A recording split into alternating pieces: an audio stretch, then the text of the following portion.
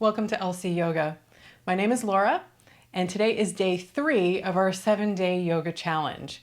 Today's a slow flow. So yesterday we were focused on strength, and so we might be a little bit sore, and today we're going to slow it down and take our time and just work through what feels good. So if you're ready, get on your mat and I'll meet you there.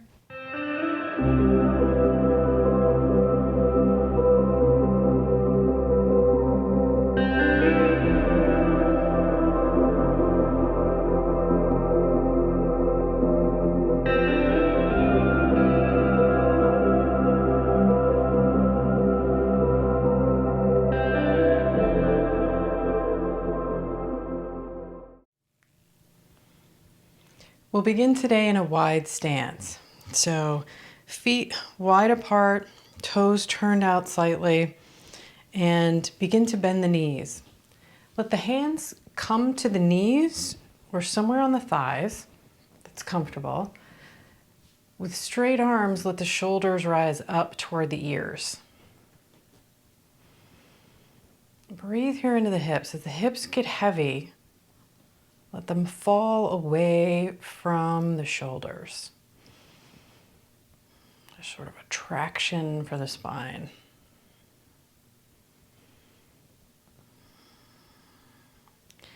Now take a deep breath in, and as you exhale, look over your left shoulder.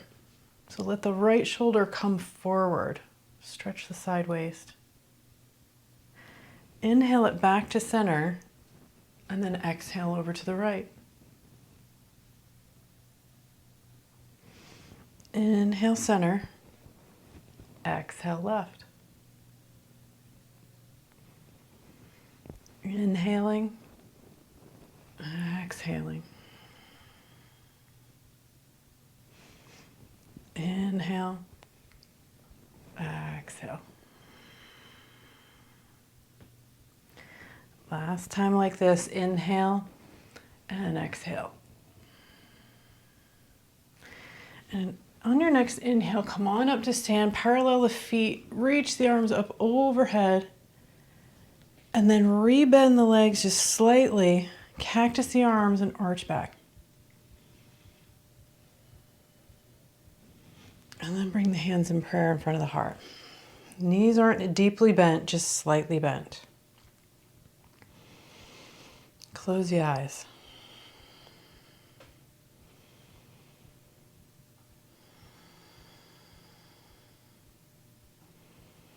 On your next inhale, let the hands start to float up. Reaching up high, and then exhale, bend the knees some more as the hands reach out to the side. Make a sound. Inhale, scoop it up through the central channel. Hands float up high. And exhaling, reach it out.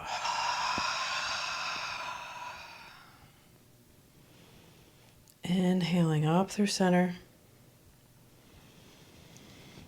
And exhale. This time reverse it. Sweep the arms up high, out to the sides. And exhale, coffee press the hands down through center. Inhaling, reach it up. Float the legs as you do this, bending and straightening.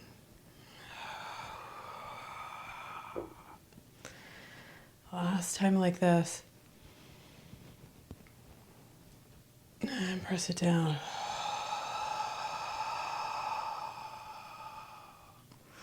Bring the hands back to the knees.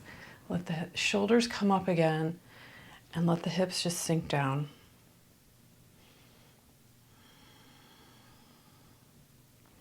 And bring the hands to the floor out in front of you. Knees bent, so you're stretching into those hips. You can move the hips around side to side. Back is flat, spine is long. Up and down, side to side, and then parallel the feet and work towards straightening the legs. They don't have to be straight here. And then fold. Bring the hands to the floor between the feet or out in front. or even behind, whatever feels good. Stretch into the back body.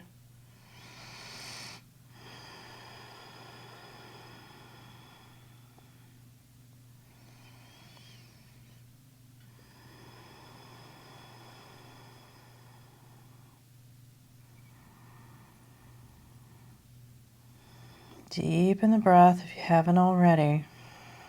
And let each breath release and stretch.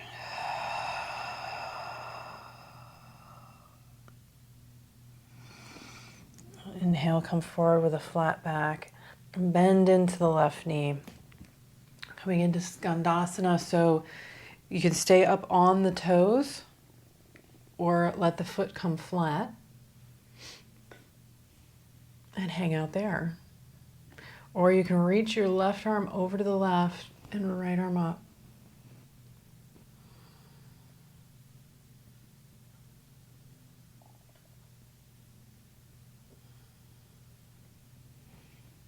Breathing. You can bind here if you have a binding practice, so letting the right hand come back toward the left hip. Turn the arm, the thumb down, and then wrap it around so the shoulder comes forward and grab fingertips.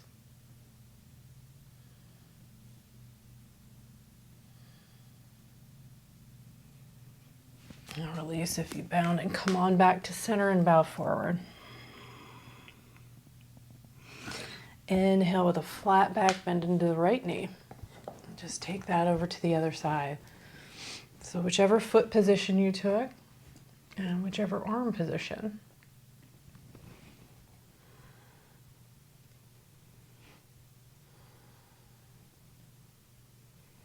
Left foot is flexed. Legs are engaged, so it's supporting you. And release and come on back to center. Folding forward, a little deeper.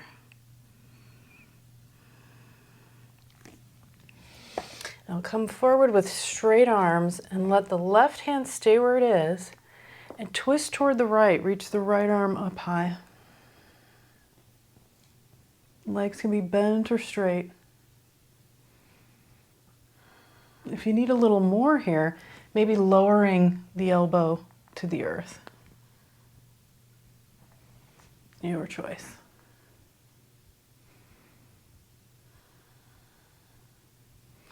And bring it back down. Switch sides. Left arm high. Twisting from the belly button.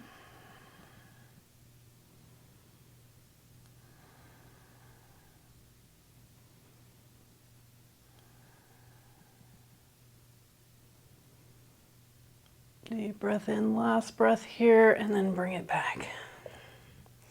Now lower the right knee to the ground, and you can put something under the knee if that feels better, because we're going to stand up on that knee. It's a bit of a variation of camel. Hands to the hips, curl the tailbone under so that you're pressing the hips forward. Hands to the lower back, fingertips can be up or down, and start to arch back. You can bring the left hand to the heel if that feels good. Maybe leaving the right hand to the heel. Leave the left hand where it is. Both hands can be on the back. Or you can even reach that left hand back behind you.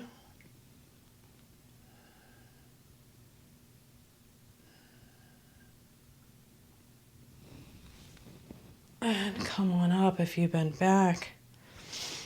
Place the hands on the floor. Come back into a wide leg forward fold. And then inhale, straight arms, and let's take it to the left side. Stand up on that knee and tilt the pelvis forward so you're getting a nice stretch in that front of the thigh. Start to arch back with the hands on the back. Fingertips up or down. Aim the curve into the upper spine. You can reach back for the heel if you like. but only if your body's asking you to do so. What does that mean? That means that you need more stretch, like you're not feeling much stretch. If you're feeling plenty of stretch right here, that's where you need to hang out. Now come on back up. I'll place the other knee on the floor next to your left. Sit back on the heels just for a breath.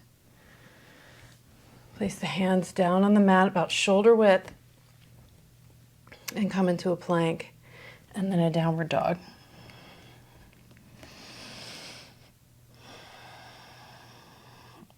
Now breathe here in downward dog. Maybe pressing the chest through the shoulders to get a little extra stretch there.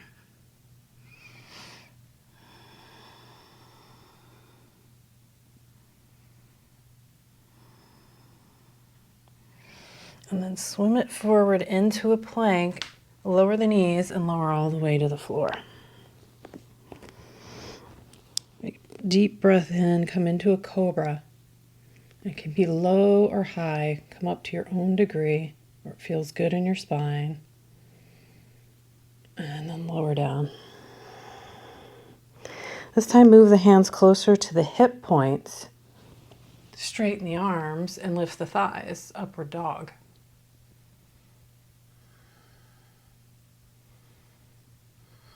Lower the knees and pull it back into a child's pose. Breathing in child's pose, breathe into the back and let it get broad.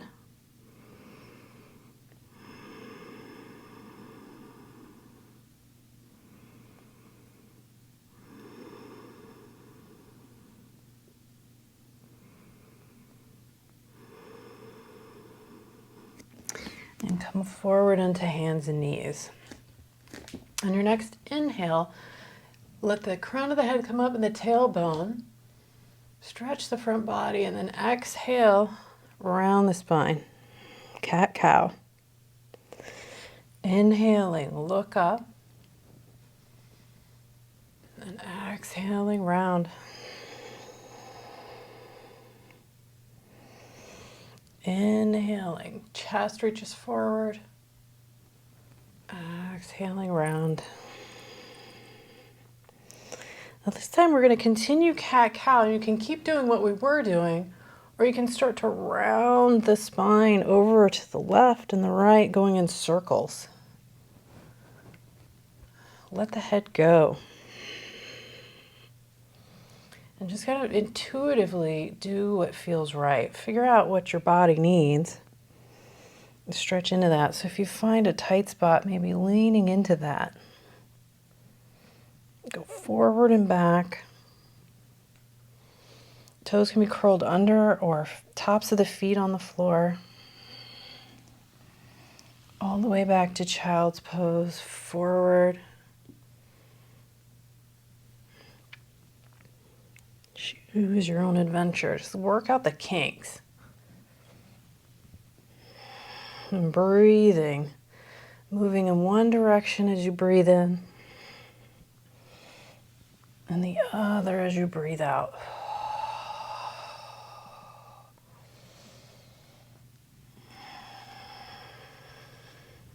Coming all the way forward if you want to get a little extra stretch in the front of the thighs, the psoas, the hip flexors, rocking the hips back and forth. Get the shoulders into it. You can pull back. And then when you're done with that, kind of just work your way back into a child's pose and rest there.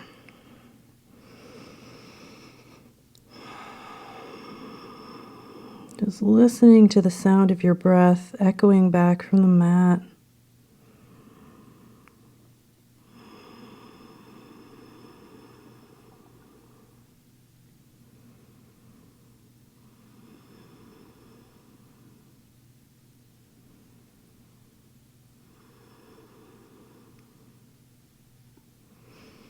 On your next inhale, come on up to sit. Scoot the legs forward, pull them through and come into a seated position. Now we're going to do hero pose here, so you've got a few options. If you have a block, go ahead and bring that over because you may need it. So hero pose is we're sitting up on the knees, stand up, spread the feet wide, and we're going to sit down between the feet. But this is only okay if your knees are okay. If you've got a little strain in the knees, you want to sit on that block, right? And that block could be an actual block, or it could be a rolled up blanket or a pillow, a suitcase. You take your pick, right? And sit on that. If your knees are okay, sit down in between the feet. But that can be a little intense, so sit up on something if you need to. And then turn the palms up, close the eyes.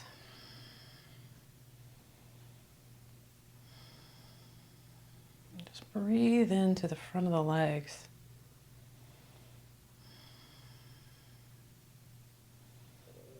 Now, if you're not feeling much there and you want a little bit extra, you can start to lean back. So you can walk the hands back. And you can go all the way down to the floor if you've got that in your practice. Or you can just lift the hips up from here. So fingertips can be facing forward or back, and you can just start to lift the hips and stretch the front of the thighs. And this takes it out of the knees and isn't as intense in the lower back as if you recline back. You can hang here and still get that stretch.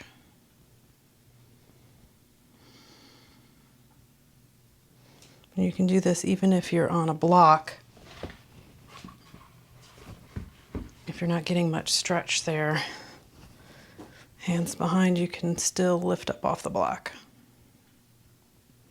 You can also do this one leg at a time if that's a little too much, and you can use your front leg as a break.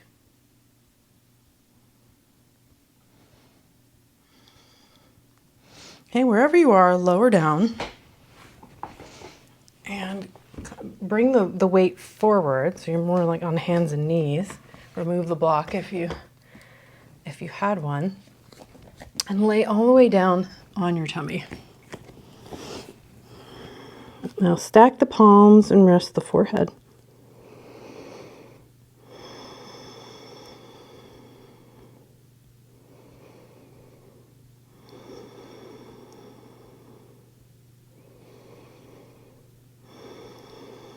Bend the right knee. Lift the forehead off the palms and reach the arms forward, palms up. Easy for me to say. And then reach back with your left hand for that right foot. And you can stay right there. You can just do the quad stretch. That feels good. If you want a little bit of the back arch to stretch the front body, start to kick the foot up. And you can reach the right arm up or leave it on the ground. 2 breaths. And release. Let's do that on the other side. Bend the left leg and stay right there, or reach for it with your right hand. Stretch the thigh or kick it up. Maybe lifting the left hand.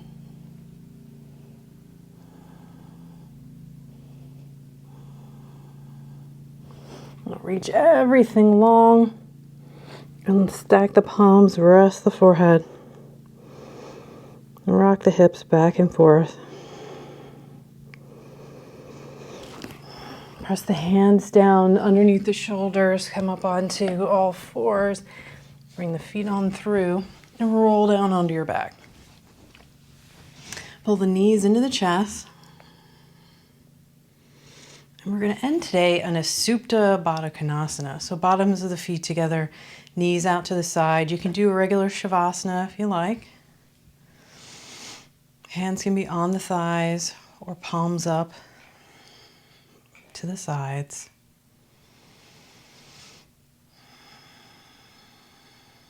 Deep breaths, and then let the breath go.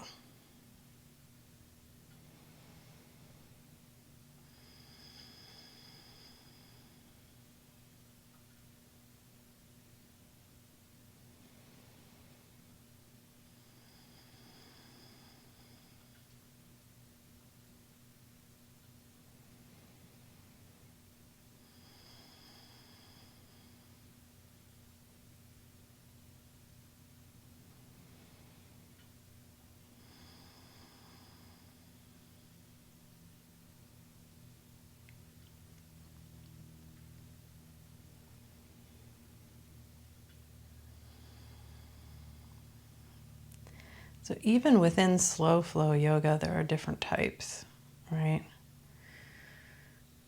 There's yin yoga, which is its own type of yoga where you're in long held static poses. You may only do 4 or 5 poses in an entire practice because you'll hold them for many minutes at a time. And the reason for that is that we get into the connective tissue. Whereas most yoga practices, we're working the more yang or muscular tissues. So yin can be very relaxing, although it's a different type of exercise, right? You're working the connective tissue instead of the muscles.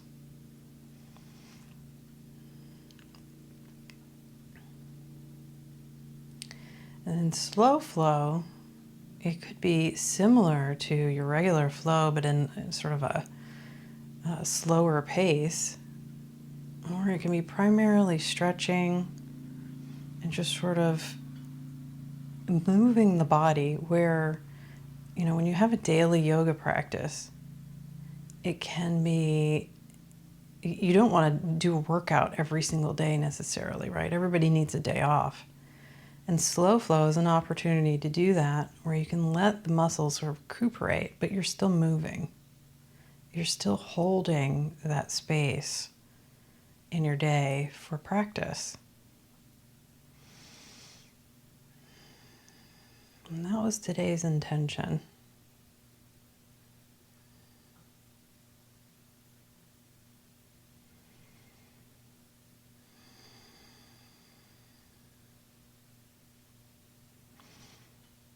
Now you can always hang out in Shavasana as long as you like.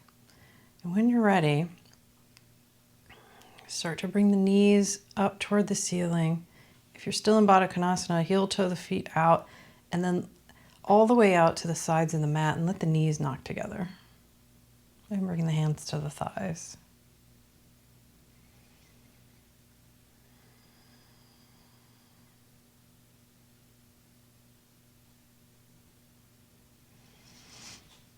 Pulling the knees in toward the chest, give them a little squeeze. And then roll on up to sit.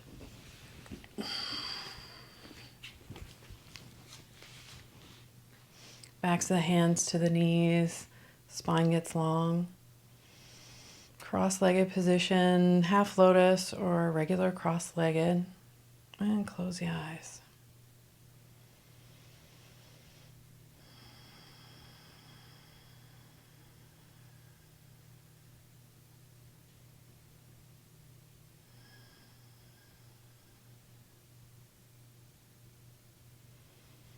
Now, whether we're using yoga for exercise or relaxation or a little bit of both, no matter what, we're always able to get closer to that place inside, that peaceful place that always lives there. We just have to go in, find it, and let it out. So if you're a seeker of peace, which I think we all are to some degree, just know that you only have to look inside. And yoga is a way in. Bring the hands in prayer in front of the heart. Bow the head slightly. Thanks for spending a little time with me today. Namaste and aloha.